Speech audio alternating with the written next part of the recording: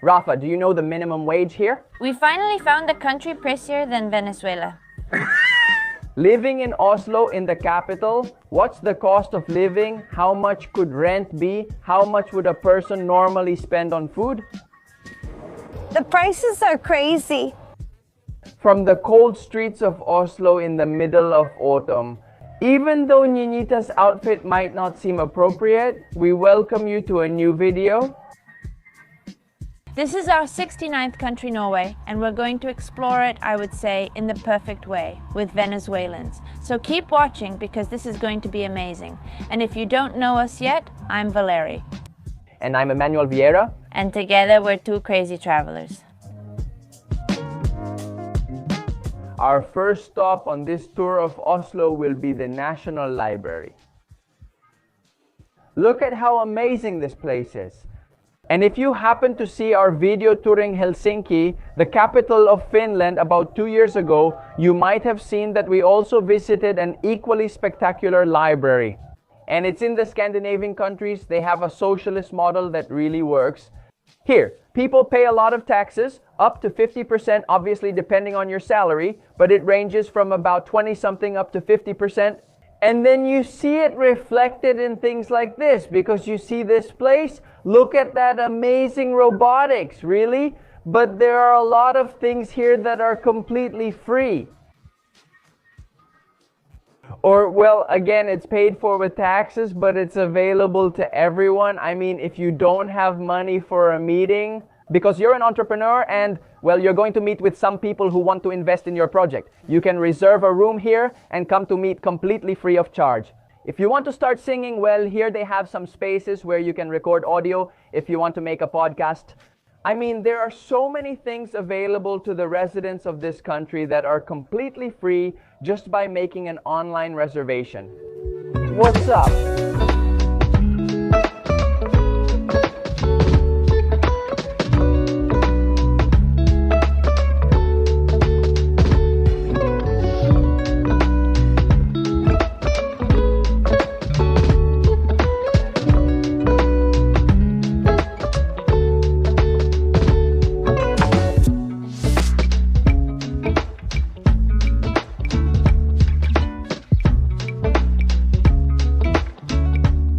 We have the honor of touring Oslo with a Venezuelan. With Daniela, I want you to share a little bit of your story with us. Daniela? It's a pleasure to be here with you today. Thank you so much for this opportunity. Well, honestly, I've been very excited since the very first moment you told me, Danny, let's go there. I said, wow, Venezuelans around the world, this really excites me. When someone from Venezuela comes, you say, these are my people. Well, we've been here in Norway for almost 8 years now. We came here because of my husband's job. To sum it up a bit, it's been quite a complicated journey. Cultural shocks, loneliness, because I think people rarely talk about how lonely emigrating can be. Even to countries like these, where there are very few Latinos. You know, the cultural change, the language. Completely different. Completely different, you know? So, nothing. I think this has been a literal roller coaster, up and down, and then you crash. But anyway, here we are with my family, trying to move forward, grateful to Norway. You have no idea, because despite the hard part, there's the part that I can tell you fills me with excitement and energy every day of my life. And it's seeing the opportunities this country has for my daughters. Seeing my oldest daughter, 11 years old, speaking English, Norwegian, Spanish, and learning another language. For me, it's just wow. Incredible? Incredible. What year did you leave Venezuela? No, but hold on. We went to Chile first. Okay. We lived in Chile first, and we were in Chile for 2.5 years, and then we came to Norway. So that's why it's been so many years. It's already 11 years that no... Since you left Venezuela? Since we left Venezuela, 11 years. And when you arrived here in Norway, how was it with the language? How long did it take you to learn the language? Look, I think this is something that never ends. I mean, I feel like you're learning this language every day of your life. Every day of my life, I learn a new word. I mean, literally every day of my life, I learn something new. So I think it's something that never ends. You learn something every day, but it did take me around 5 years to be able to at least feel. To speak the basics and be able to communicate with someone, yes. Well, maybe you can do the basics in 1 or 2 years, but to really feel integrated, because those are very different things. You can say a few words and speak a little and feel a bit like it during the first year, the second year, but you don't really feel integrated. To get to that point, yes, I think a bit more time has to pass, because it's also true that you feel integrated once you can speak it.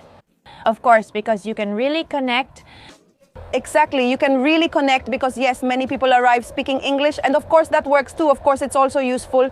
But Norwegians, when they're talking about their lives, when they're sharing experiences, they do it, of course, in Norwegian. That's when you're going to start feeling integrated. When you start hearing the little gossip, when, of course, you can respond to the gossip. And that's when you say, wow, and it feels different, you know? It's something else. Integration is something else. My husband and I always say that there's a life before and after you speak the language. Why? Because you start to integrate. You can go to the theater, you can go to the movies, and when you start doing those things, you say, hey, I have a normal life now. And I mean, literally, I swear at first I was even afraid to go to the supermarket alone. What cultural differences shocked you most, where you thought, does this really happen here? One of the biggest ones, I think, was seeing how people here are so in tune with nature. I mean, for example, here it rains, thunders, or there are 3 meters of snow. People go out for a walk like it's nothing. Kids walk around alone like it's nothing. And for me, that was like, wow. It's raining, I need to get home because it's raining. And of course, that for me was one of the biggest culture shocks. Knowing that there's cold, there's snow, whatever it is, you just go about your normal life. And of course, with the extreme cold here in Norway, it's a little complicated for me to say, hey, yes, today we're going out. You know, today we're going out to the street. And I think it's still one of the biggest culture shocks for me. On the same topic, for example, when you're sick, you have the flu, what does the doctor tell you to do?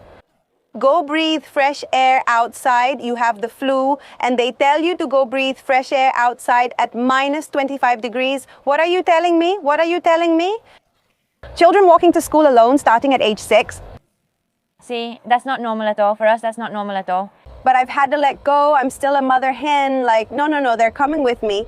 But it's true that they've already called me out on it. They even called me from the school to tell me, look, the girl has to start going by herself now, and that's from the age of 6.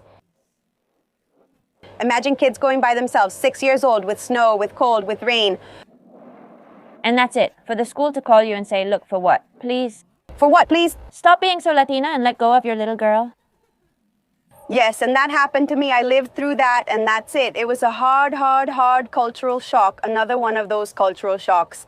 For example, when it comes to food, here they have a very small breakfast. Of course, in Venezuela, an arepa is already a breakfast, and I need an arepa. Little arepas? Not tiny ones. One is not enough here, not here. I mean, a while ago, I made a video where I compared my coworker's food with mine. And she had a slice of, yes, cucumber with the cracker, which is like a kind of bread and cracker, something like that. So it was the cracker, some cheese, cucumber, and bell pepper. And I was like, that's your breakfast? And I pulled out my big arepa with shredded beef, with chicken. Avocado chicken. Avocado. The thing was like this big, and she was eating hers. That's my daughter, the one who was born here recently. She tells me, Mom, I don't want you to send me any more Latin food to school. I was shocked, I was stunned, because I thought I was doing things very neutrally. I don't send arepas, tequeños, or similar foods to my daughter at school every day. I thought I was being neutral. I mixed it up. One day I might send her, I don't know, a little pastry, for example, because I knew an arepa is very exotic, but still once a month I would send her an arepa. But imagine, I mean, I already felt like I was doing things very neutrally because it wasn't every day. Then my daughter told me, and she was super serious. Early in the morning, Mom, I don't want you to keep sending me Latin food in my lunchbox. Because I imagine that also, as a kid, you want to fit in with your classmates. You see your friend eating a little cookie with ham, and you pull out something else in bell pepper. You pull out a mom's homemade arepa and say, Mom, I feel a little different. At that point, maybe not the one who was going, not her because she's 5 years old. I don't think she thinks that much about the idea that she's different. Right, but you see what your classmates have? But you see, right? And she tells me, Mom, everyone comes to see what's in my lunchbox, of course, because it seems exotic to them, so I can imagine it. It's uncomfortable having people look at your food and explain it. What you're having for breakfast? Of course, and they don't do it to be mean. Obviously, they do it because they think, wow, look at what she's eating. There are many more questions I want to ask you, Daniela, but let's walk around a little. Of course, because look, we still need to find out what life is like here. Regarding prices, how much does it cost to live here? We're also interested in knowing what it's like to work here, but again, let's keep walking around and then we'll ask those questions. Perfect, what should we see next? Now we're going to the Munch Museum. I was surprised that while I was filming Daniela and Valerie, right over there in the background, there were people jumping into the water. And that's actually one of the most common practices in Scandinavian countries. Those things you see back there are saunas. So people jump into the water. Look, there's a lady coming out of the water right now. They take a good dip in this frozen sea because you might think this is a lake, but it's not. This is the sea. And then they go into the sauna to relax for a bit, and they can repeat that process several times. And well, it's scientifically proven that there are benefits to bathing in cold water and also to going into the sauna. So it was funny that while they were talking about the cold and everything else, people were jumping in the background and taking good dips.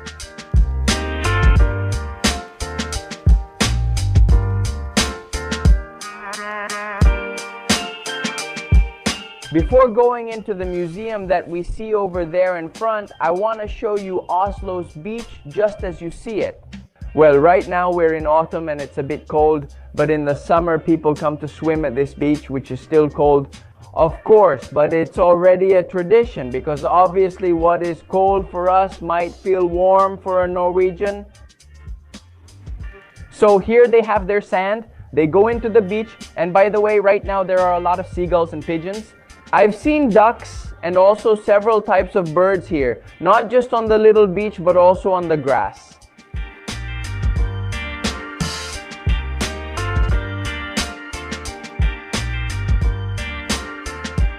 Yes. We're inside the museum waiting until 12 to go up to the observation deck.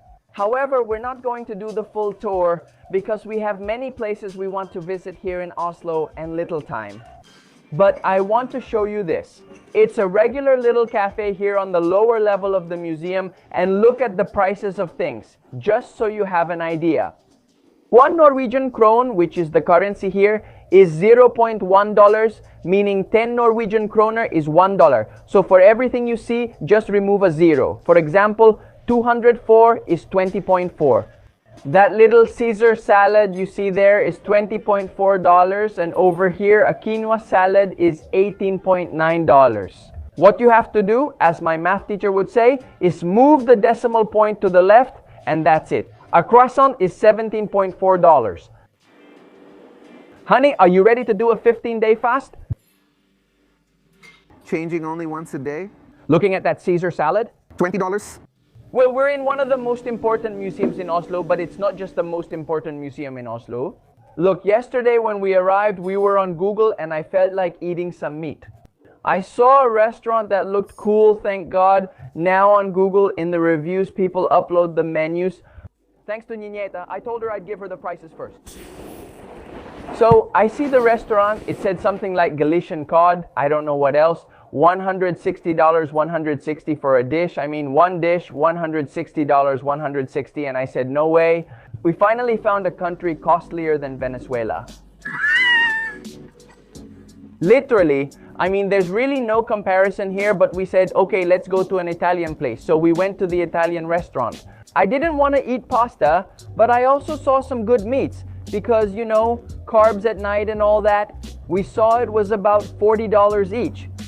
So then, we ordered a little appetizer and of course a glass of wine to celebrate that we're in Norway. In the end, it was $160 because it came out to about $145. But I left a 10% tip. They treated me really well. I don't know, honestly, and that's something we're going to ask the guys about now. If it's customary to leave a tip in Norway, for example, in Spain or Portugal, it's not customary, and it's not here either. And we're going to shop. Look, they're watching me, so no, we don't need to go back to get it returned. That money, no. Honestly, I left it gladly because we arrived at 9:30. The millionaire secret? No, the millionaire, we arrived at 9:30 at night and they closed at 10 and they told us, no, we don't have a table. Well, just stay there. Let me see if I can make an effort and all that. And in the end, they got us a little table, or maybe it was just sweet talk, so we'd sit down and leave them a tip. But there the machine said 5, 10, or 20%. And I said, well, I'll leave it at 10 because 20 is too much. And now I want to introduce you to Rafa, Daniela's husband. Rafa, tell me, how did you end up in Norway? I mean, with Daniela. She shared some of the family story, saying it was due to your job. What do you do? Is it the same job you had in Chile? Tell me more about it. Well, I'm an electronic engineer and I've always worked in systems and information technology. And in Chile, I had a job as a programmer. Yesterday, I worked for a company that develops global positioning system for all of Chile, and I was in charge of all the development.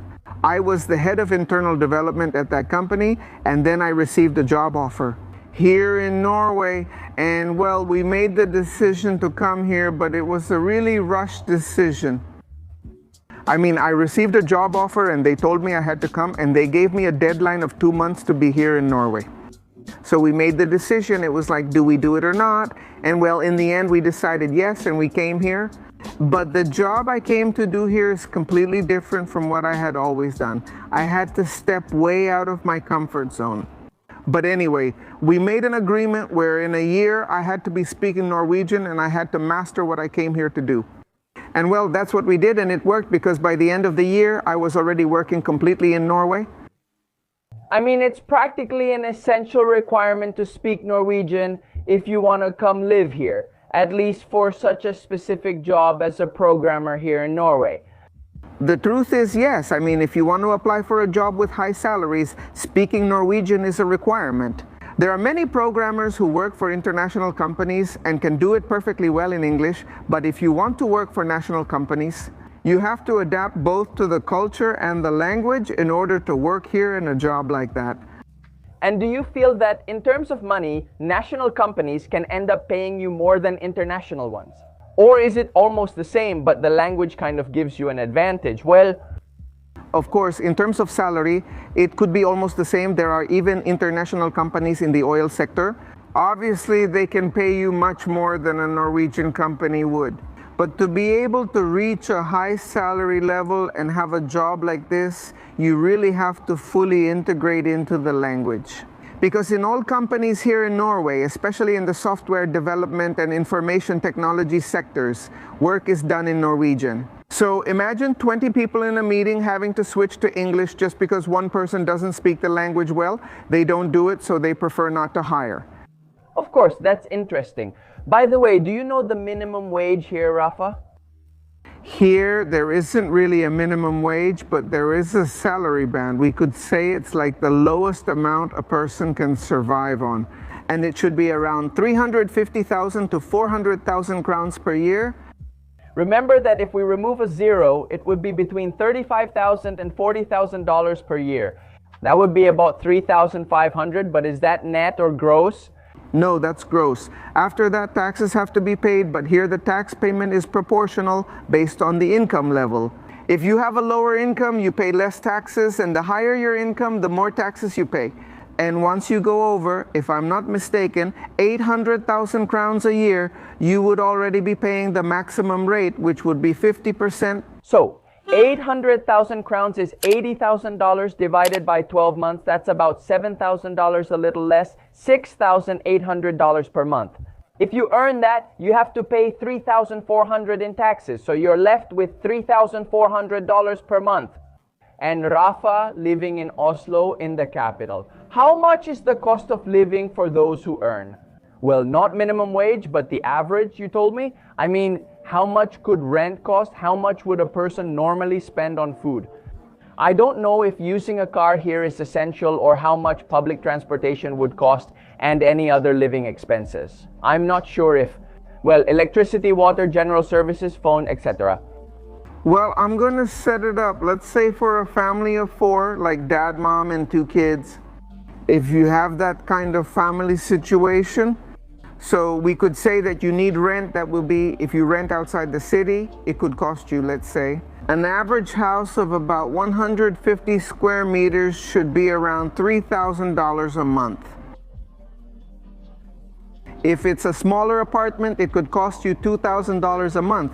But if you come to downtown Oslo, here where we are, for example, the center, an apartment of about 60 square meters should be around $3,500 to $4,000 a month.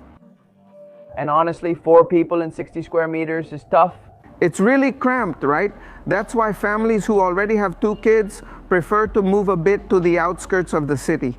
We're talking about roughly a 20-minute drive out of the city, so that rent becomes more affordable. Now let's talk about food, if we're talking about a family of 4 as well. You need at least $1,000 a month, and I think that's about the bare minimum you'll spend. And there I'm obviously including every lunch, breakfast, and dinner every day.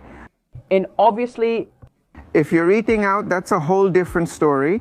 But you need at least 10,000 crowns a month, I mean $1,000 a month, just to get by with the basics for food. Because here, even a kilo of the cheapest meat costs you at least $60. $60 for a kilo of meat, yes. That's what it costs. And I'm not talking about sirloin. If we're talking about a sirloin that weighs 1.5 kilos, it could be around 1,100 or 1,200 crowns, which is about $120. Wow, well, I'll be honest with you, $1,000. It doesn't seem like such a crazy price to me for buying food, because given the prices I've seen on the street. The price I paid yesterday at a restaurant that was really good but just normal. The Caesar salad we just saw at the museum doesn't seem that crazy to me. But if you tell me a kilo of meat costs $60, then obviously that budget won't include much meat. No. No, I'm not talking about eating meat every day. If you want to eat meat every day, you have to add a bit more to the budget. What if you plan to spend 15,000 to 20,000 crowns per month on food?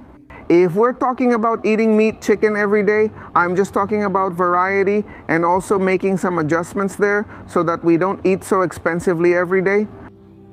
I mean, just roughly from what you've told me, if you have a family of 4 and both parents earn a basic salary, both of them have to work, right? It's not that Norwegian society is made for just one person to work, and if only one person works, they have to have a pretty high salary. But Norwegian society is made so that both people work and each earns at least 400,000 kroner a year, which is about $40,000 a year. Exactly. Now, about transportation, since you asked me, honestly, here in Oslo, you don't need it. I mean, you don't need to have your own car. It is recommended to have one. If you want to go outside the city, if you want to go for a walk, if you want to leave the center of Oslo, but if you live inside Oslo, even on the outskirts, there is very good public transportation, so it's not necessary to have a car, but it is recommended because there are many everyday things that become difficult if you don't have a car. And especially in the winter, imagine doing your grocery shopping with the streets full of snow and having to carry all the food in a cart or something. It gets a bit complicated. For the rest of the services, water, electricity, phone, you don't pay for water. I mean, here you don't pay for the water you use. You just pay taxes for the house. You pay taxes for garbage disposal, everything related to cleaning and all that. And let's say that for all of that, you might spend about $2,000, $3,000 a year just on services, and let's add about $1,500 more for annual taxes. And the house obviously depends on the house, the apartment, and everything. That's it. If you own your house, no, but if you're renting, you don't have to pay. You're not renting. You don't have to pay any of that if you're renting. All those expenses are covered by the landlord. Exactly. And Rafa, to finish this segment, before we continue exploring the city, I want us to talk a little about nationality, because off camera, Danny was telling us that they've been here for 8 years and still don't have Norwegian citizenship. What is the process like to get citizenship here? And also, well, I know that Aurora, your youngest daughter, was born here, but she still doesn't have citizenship at 5 years old. So tell me a little about that. Look, here, for a child born in Norway to be a Norwegian citizen, at least one of the parents has to be a Norwegian citizen. If you don't have citizenship, the parents. So the children are not born with the right to be citizens here, but are born with the nationality that their parents have at that time. But after 12 years, children who have lived here in Norway for the last 3 years have the right to be granted citizenship and, of course, the Norwegian passport.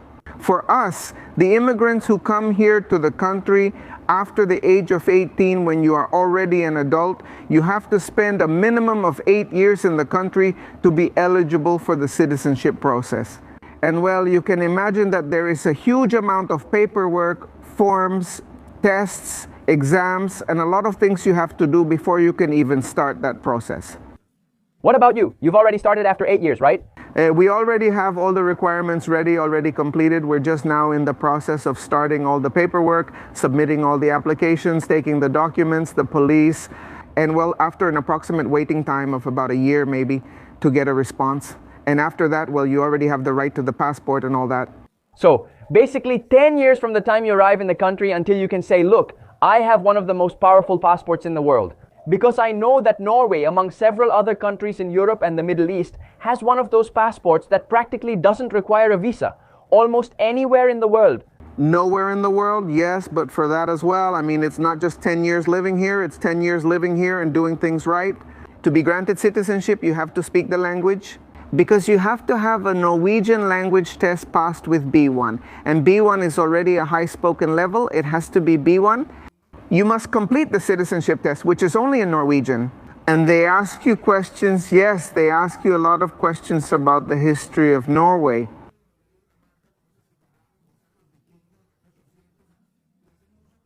Yes, you also have to take that test, and the most important thing, because those are things you can achieve, but the most important thing is that you need to have had a salary in recent years. In the last 12 months, more than 350,000 kroner per year, and you must not have received state aid in the last 12 months. That is, if you got sick for some reason and Social Security had to cover that illness within the last 12 months, do you apply? After that, they won't approve your citizenship, and if you had an income of less than 350,000 kroner per year, they also won't approve your citizenship. In other words, you need to have an income here that's higher than the minimum, and that's where we talk about the minimum wage. There isn't a minimum wage, but that's the minimum what allows you to apply for papers here for citizenship. That also applies to permanent residency and many other things. Just telling this story already tires me, but it's honestly very interesting. Because even though there are a lot of requirements and it is very complicated, I feel that the Scandinavian countries are the ones that work best in the world. We have already had the opportunity to visit Denmark, Finland, Sweden, and now Norway, and everything is spectacular. I mean, the library, practically everything is free. Public services work perfectly. I mean, you pay a lot of taxes, but everything. I imagine that healthcare is always 100% public, yes? You see the return here, healthcare is 100% public. There are some things you pay for. You pay something called egenandel, which is like a minimum deductible. The first few times you go to the doctor, but when you've paid more than $200 of egenandel in a year, each time you visit the doctor, it's $30. If you've already visited the doctor 6 times from that moment, even if it's January 3rd, from that moment on, for the rest of the year, you don't pay anything else at all. And if you get sick for any reason and need to be hospitalized, it's completely free for children up to 18 years old. It's completely free. Healthcare and dental care are completely free up to 16 years old. Between 16 and 30 years old, you only pay 25% of the treatments. And after 30 years old, you pay 100% of the treatments. But are there some treatments that, if they're very expensive, you can also receive some government assistance for those treatments? Look, Rafa, I don't know if you've thought about it, but if you open a consulting company for migrants, brother, people would hire you. You know, I mean, you even know the exact numbers, percentages, everything just like that. It's just that I know all that because I'm the one who handles all that stuff at home. What I do here is job consulting. I help people who haven't been able to enter the Norwegian job market to have that start, or that thing you need at the beginning with the resume, adapting the cover letters, which are super important, because here, when people start applying for jobs, they send the same cover letter for every job. And that way, you'll never be able to get a good job. Here in Norway, cover letters are personalized, the resume is personalized for each job you're applying for, and you have to do everything. I mean, you have to tell the company why it's in their best interest to have you as an employee.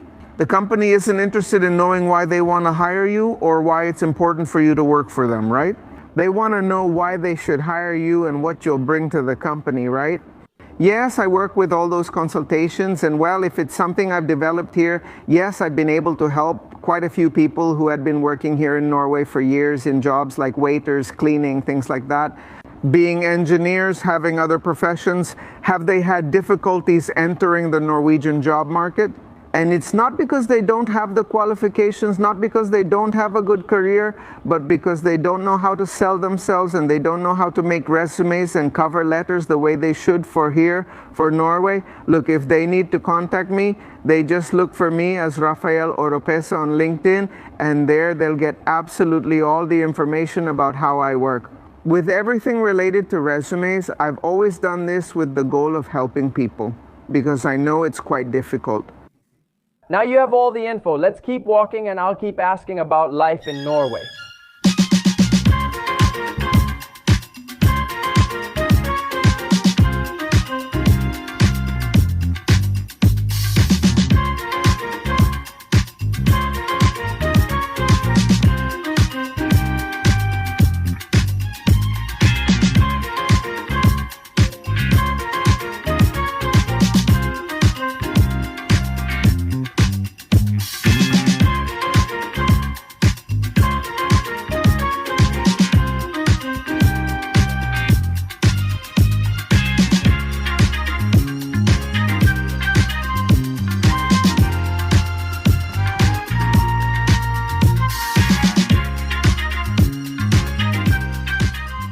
We've arrived at our next stop and Rafa is showing me the parking lot for 2 hours.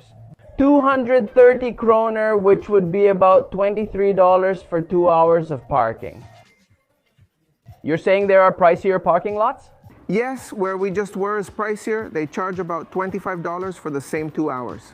Wow. You know, if you have a car in Norway, you have to add the price of parking just stopping anywhere. We're not the content creators who give you precise information. We tell you the deeper story because that's not really what we're passionate about. We're passionate about nature. We're passionate about adventure. And when we give you that information, we're the kind of people who have to spend 15 minutes reading beforehand to be able to say it right and not make mistakes. But you know what we really like? Cheese. Not you and not me. Exactly, that's right. Look, in the royal palace back there, the kings live because, as you know, here in Norway, they have their president and everything. There's also a monarchy with a royal family that's been around forever. And what's the gossip, my love? Well, the royal family had a princess, a daughter. And she had... Because the daughter is still alive, but she's no longer a princess because she married an American. But that's not the problem. The problem is that he is a shaman. And apparently, his rituals to remove negative spirits from people have to be followed by sexual intercourse. so basically, the shaman sells his services as a seer. If you have bad luck, if someone is doing something to you, whatever, you contacted him. Do you know what his services are? Of course, I already sent him a WhatsApp to ask about his rates, and he says, but of course, I wasn't interested in his working method. That's why. That's why it didn't work for you. There's even a series on Netflix and everything. Don't think we're making this stuff up, right? He tells you that in order to proceed, to get the spirits out of you, after obviously paying him what he charges, he has to have sex. I mean... Proceed with the act. So he's a little crazy? A little crazy? The thing is, the king and queen didn't go to their daughter's wedding, and now she can't be called a princess anymore. Yeah, they banished her? A princess. It's really crazy that in a country where being homophobic, racist, or classist is punishable by jail, here in Norway, which I think should be the case everywhere in the world. Because there's another fact we haven't revealed. The ex-princess's husband is bisexual. So, well, it's punishable.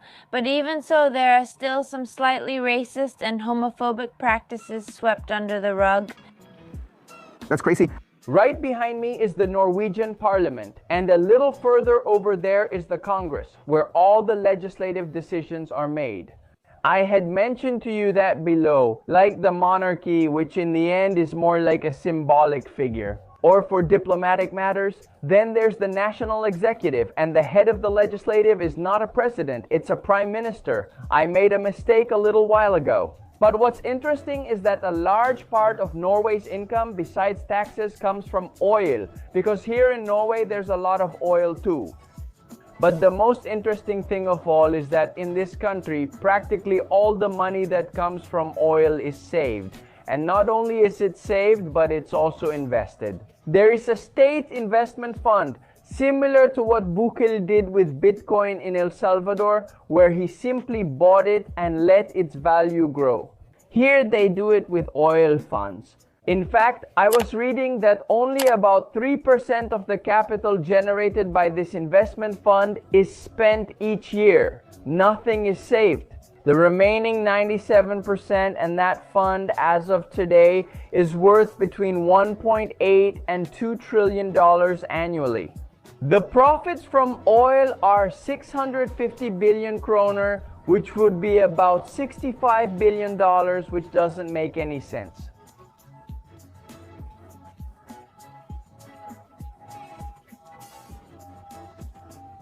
I mean, it's a lot of money, a lot of money that this country has, but above all, very good financial education, because they decided to reinvest that money, not spend it.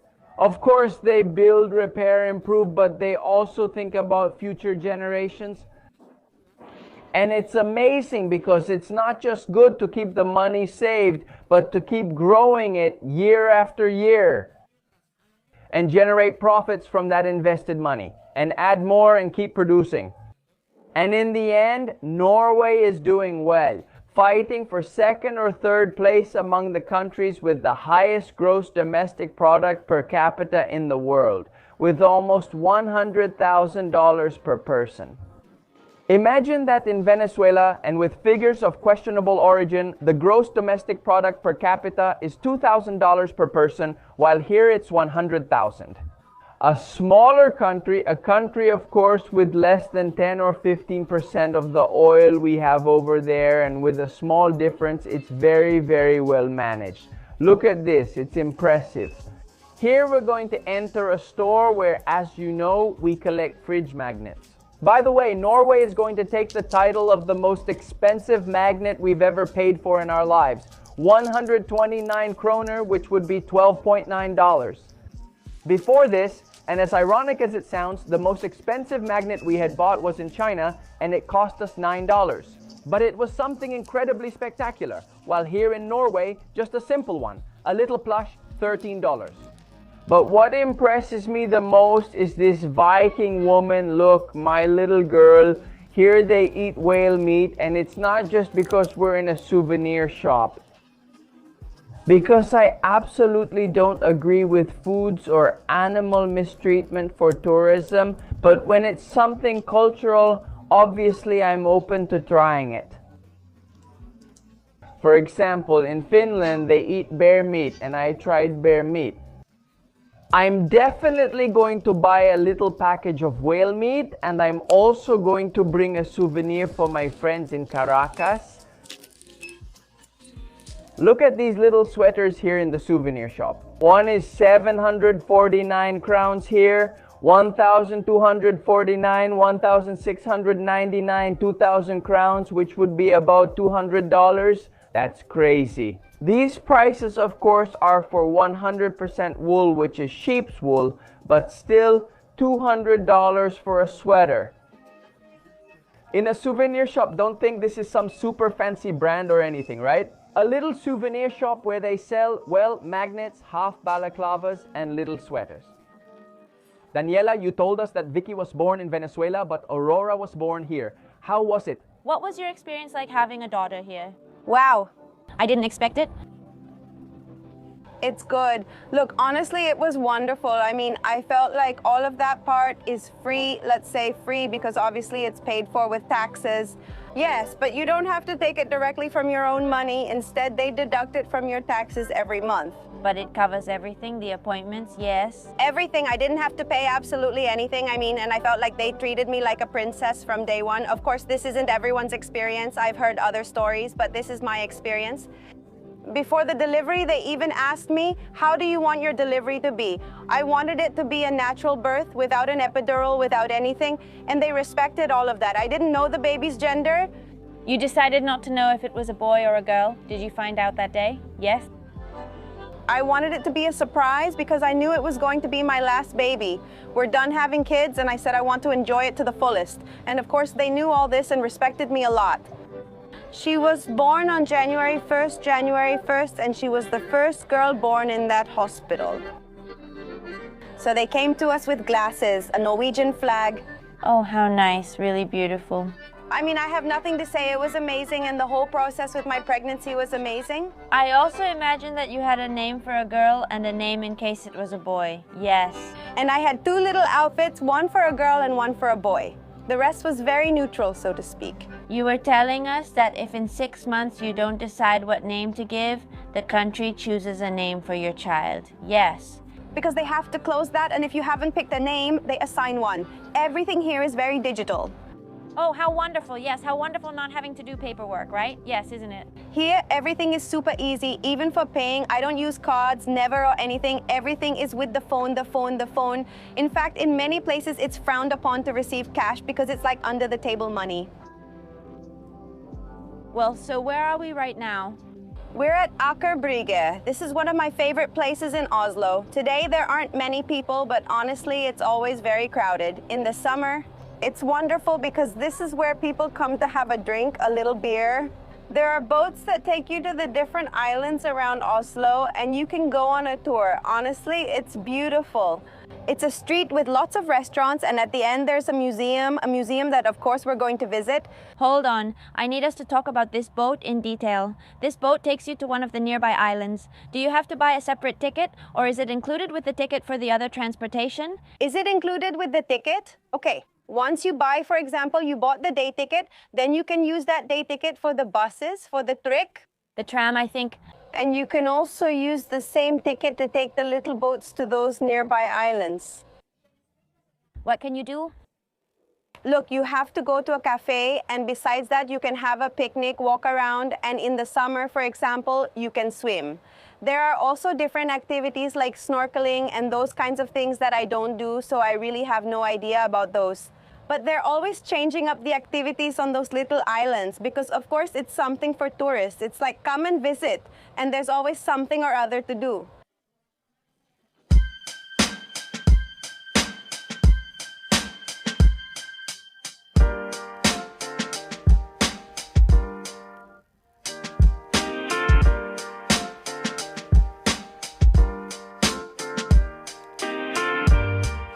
I'm asking Daniela, how much is a salary that someone earns, like a good one, but what would you say, like, look, this could happen?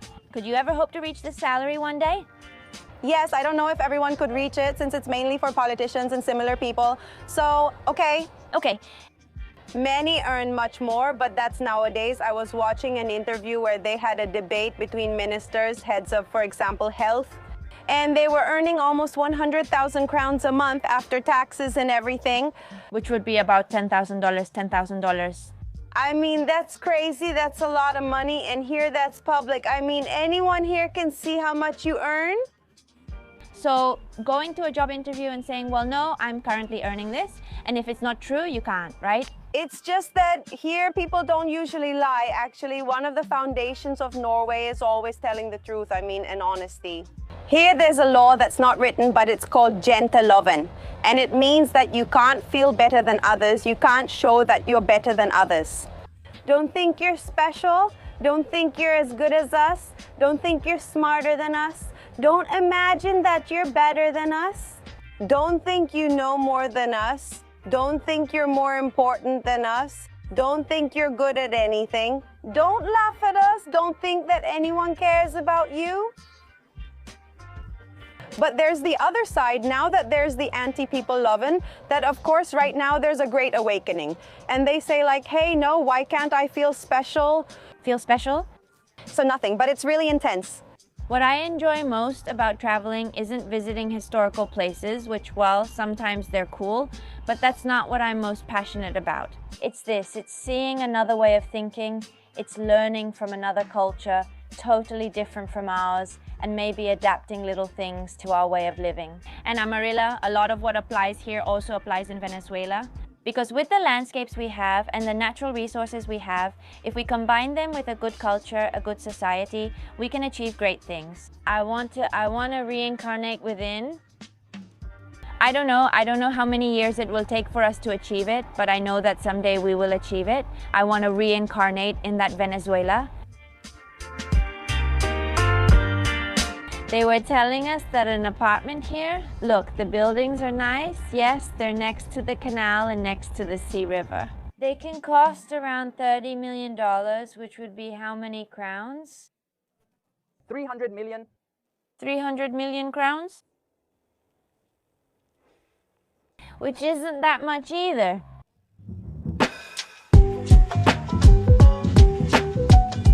Another cultural shock I just remembered is that in winter, children sleep outside even when it's snowing and everything. They put the babies in their strollers. Babies, okay, at minus 15 degrees, the babies are put outside in their strollers to sleep. Obviously, they use special clothes. They use a lot of wool. They have like a blanket that's thermal where the babies are placed so they can keep warm. And this is called the Nordic nap, and it's so that the babies get their lungs used to the extreme cold in Norway. Now we came to a little market called Madalen, which actually looks a bit fancy because you have your butcher shops here, but you also have little restaurants that prepare food for you and you can eat as you go. Look at this craziness.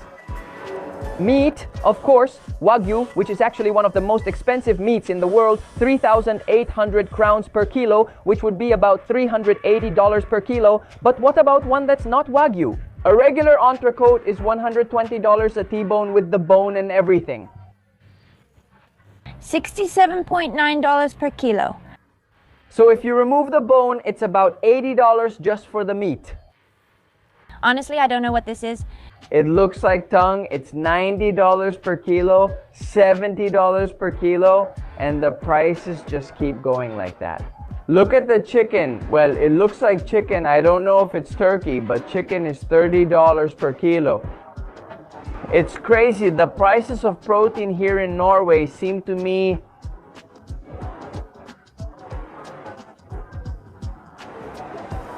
incredibly expensive. Let's see. Look at the salmon. $53.9 per kilo. And I don't know what kind of fish is next to it, but it's $85 per kilo. That little piece of octopus. $12, but I don't know. There's not even 100 grams there. And look how beautiful this place is. Wow, guys, what do we have here? This is one of the typical foods of Norway. It's a fish soup. It's called fiskesuppe, but it's not the most common thing. So is this like a milk soup? Would that be right? Yes, it's a creamy soup. Creamy, milk-based, not exactly sure. I'm not a cook at all. I have 0 points. I don't know the ingredients, but yes, it's kind of milk-based or something like that. So is it a milk-based fish soup? For me, it was interesting since it's like fish soup with milk. At first glance, it looks like a chupe. Yes. But not a fish chupe, a chicken chupe. You can see it has something like caviar in there. On top, it has some little clams, and it also has pieces of fish, salmon. Yes, it has salmon. Ah, salmon, whitefish. Wow, I'm writing all this and my mouth is watering. Oh, it's really tasty. Let's see. I want some. From 1 to 10, 10. 10, that's it. Very delicious. Wow, I'm surprised.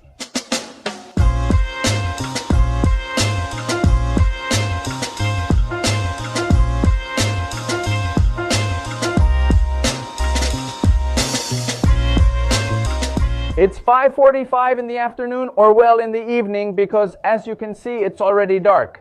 And the thing is, in autumn, it gets dark around this time. But if you come in winter, by 2 in the afternoon, it's already completely dark. And the worst part is that the sun rises at 10 in the morning, so that's only 4 hours of daylight a day. We're still exploring Oslo, and this time we came to Vigeland. Sorry to the Norwegians who watch our channel. It's one of the most famous parks here because the artist who decorated the streets of this park was inspired by naked bodies. There are many statues of naked people on both sides of the street, but one of the most iconic is this baby, which is a crying and naked baby. So it became a tradition that if you grab the baby's hand, you'll come back to Oslo, you'll have good luck. That's why, look, let's rub it well, but yes, it's not just the baby. If you come a little closer over here, you can see another man who is holding a bow, also, of course, naked, and unfortunately it's nighttime. But along the entire walkway, there are at least 20 or 30 statues of people. As Aurora would say, showing their pixels. So she says those are her private parts. And this is one of the first pieces of art we found here in the park. Of course it is. Underwear hanging all along this slope. There could easily be about 50 pairs of underwear. In fact, someone asked Emmanuel for one over there. The one with the skid mark belongs to Emmanuel. Well, the explanation of the artwork is very simple, but I'll leave it up to you to decide, so you can leave your thoughts in the comments. What do you think this artwork means? After a reflective walk, I understood everything. The underwear hanging outside is about externalizing what you have inside. What?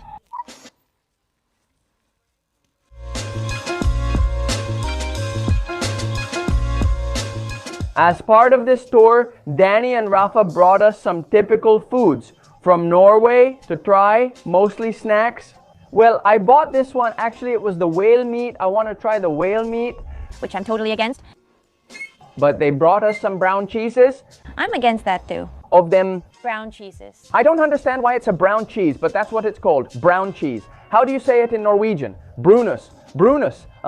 Because nos means cheese and brun means brown, a Norwegian Kit Kat. I'll try that. An orange soda. It reminds me of Kenan and Kel.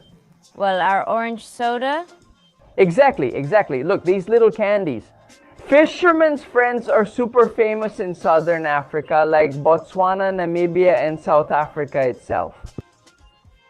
I used to love them. I love them because they're also sugar-free and minty and all that, although I think this is a flavor I haven't tried. Let's see what GOAT says, but with the points, which is what I thought. Was it goat? No, it's not like Cristiano Ronaldo, it's GOAT, greatest of all time. And then we have these other black candies and they say salt, licorice. Licorice is salmon. No, lax is salmon. What is licorice? I'll check now. I'll check now. Let's start with the little whale meat. Although this is shaped like sausage, I'd really like to try it as a steak, but well, this is what we have. Look, this is how it looks. To see it. This one doesn't smell like sausage. Maybe they didn't add sausage, even though it's supposed to have it. That's misleading. Right, but the meat is very dark too. Yeah, well, it's true. It's like a darker sausage. I don't know if you can see it here. Let's see how it tastes.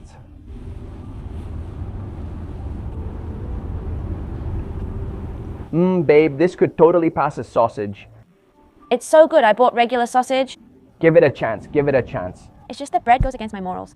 Divine, 100% not recommended. Don't buy whale. I'm going to take a little bite. Enjoy your meal, right? I'm going to eat the whole thing. Hey, Chinazo. Yes, I can tell you're sleepy. How are you? I love it. Really? I thought you were about to throw up. I love it. It's amazing. It tastes like cheese with arequipe, or rather cheese that tastes like arequipe. Yeah, I liked it. Let's leave it for the end. If it turns out badly, I don't want it. Then that one. It looks really ugly. Yeah, I think it's way too much. This one tastes better than the other. Let's try this one, even if it's worse. Close your eyes to focus on the flavors without distractions. It doesn't taste like anything to me. No, you do have a palate, Don Mio. It's licorice. It's licorice. I don't know what it's called in Spanish or any other language. I think it's like a plant. This is mint. Yes, that has a bit of mint. A little bit of yes? It's the menthol? Yes.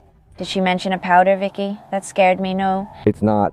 No, the powder is what it brings, please, okay? It's like salt, something like that. You didn't like it? It's super mentholated. Yes, it's super. But yes, it does have it has a salty touch. Literally, This is a Kit Kat. Norwegian Kit Kat, better. No, it's not a Kit Kat. This is a disaster. I mean, it has the same shape, but it doesn't have the same taste. Maybe it's like a chocolate with cookies that's very similar. Look. And it's from Freya. How do you say Freya?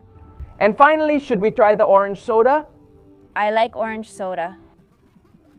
What a big fat lie this is. Well, all sodas are good. Yes.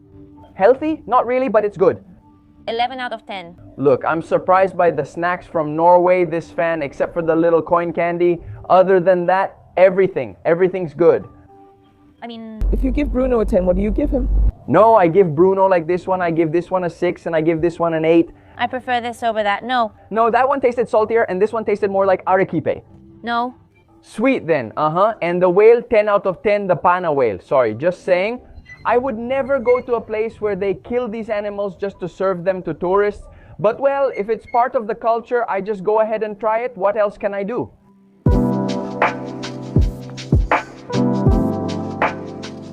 To end the night, we came to Eckerberg, a sculpture park, but it also has a viewpoint over the whole city. Spectacular.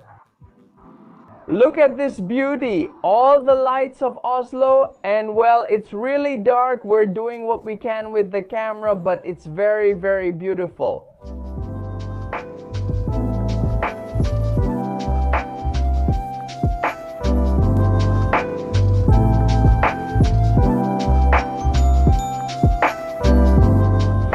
Good morning on our second morning here in Oslo. How are you, Nini?